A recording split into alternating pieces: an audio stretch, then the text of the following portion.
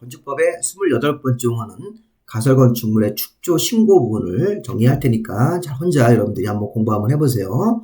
자, 복습입니다. 학원 끝난 다음에 복습도 하시고 또 이렇게 인터넷을 가지고 공부하신 분들은 요 내용을 가지고 이제 혼자 열심히 공부를 하셔야 됩니다. 자, 우리 가설건축물의 축조 신고는 이 절차를 보시면 가설건축물의 허가가 아니라 가설건축물의 신고라는 보다 간단한 절차로 처리하고 착공신고 안 합니다. 이거 안 하고 그냥 공사 착수하시면 됩니다. 완공된 가설건물은 사용 승인 없이 가설건물을 사용할 수 있는데 이런 가설건축물이 신고 대상 가설건축물로 허가받는 가설건축물이랑 다르죠.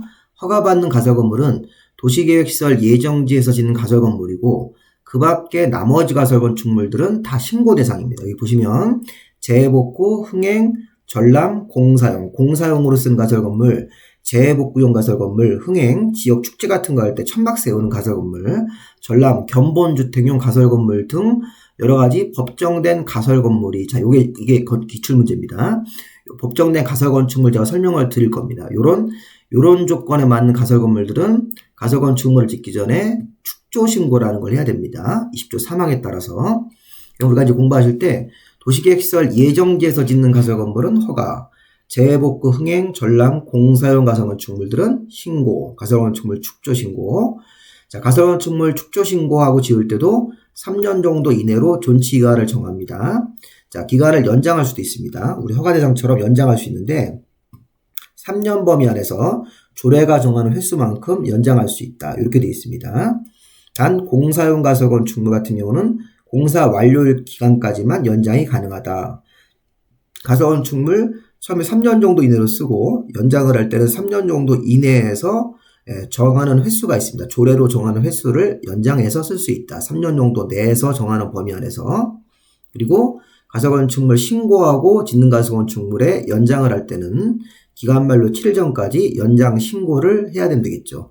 우리 허가대상 가설건축물도 3년 정도 이내로 쓰고 연장할 수 있는데 허가대상 가설건축물은 기간 만료 14일 전까지 연장 허가 신청이고 신고로 짓는 가설건축물을 3년 정도 이내로 쓰고 연장을 할 때는 3년 내에서만 연장할 수 있다. 그리고 7일 전까지 연장 신고니까 이런 거 한번 허가대상하고 구별을 해서 보시 바랍니다.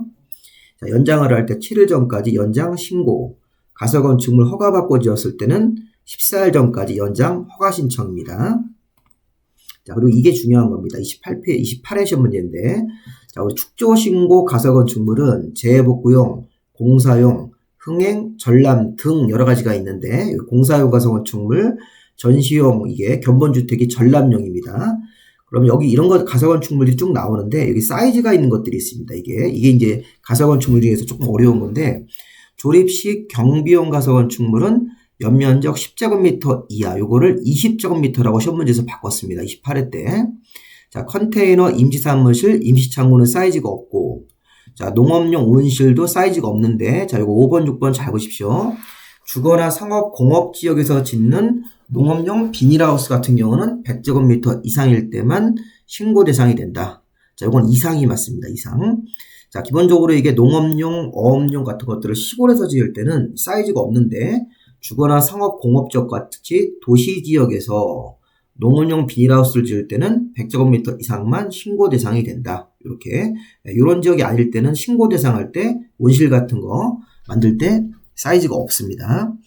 자, 그래서 우리가 조립식 경비용입니다. 주거용이 아니라 조립식 경비용 가설건물 10제곱미터 이하, 컨테이너 임시사무실, 임시창고는 사이즈가 없습니다. 자, 주거나 상업지역이나 공업지역에서 농업용 비닐하우스는 100제곱미터 이상부터가 신고 대상이고 미만일 때는 신고 안 하고 그냥 하시면 됩니다.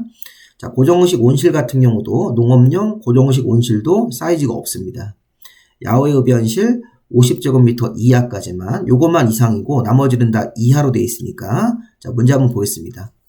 자, 건축법상 가설건축물의 축조 신고 대상이 아닌 것은, 자, 28회 때 기출 문제인데, 자, 전시용 견본주택은 면적 없이 신고 대상 가설건물이다.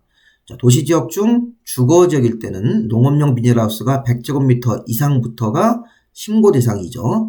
100제곱미터면 신고 대상에 들어가는 겁니다. 자, 조립식 주거용 가설건물로 연면적이 20제곱미터인 것. 자, 요게 뭐예요?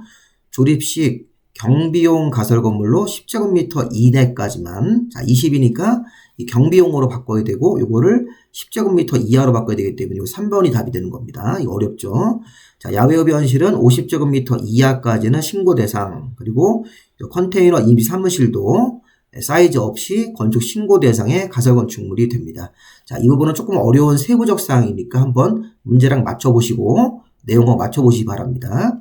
자, 여기까지 마무리하시고, 자, 우리 공법에 기본이 없는 분들은 저한테 문자 주시면, 이메일 보내주시면 제가 요 체계도 자료를 제가 파일 형태로 보낼 테니까 몇 페이지 안 됩니다. 한 50페이지밖에 안 되니까 프린트 하셔가지고 보시면 공법의 기본 내용들을 익숙하게는 요 체계도가 제일 좋습니다. 기본이 없는 분들은 저한테 무료로 자료를 받으셔가지고 한번 도전해 보십시오.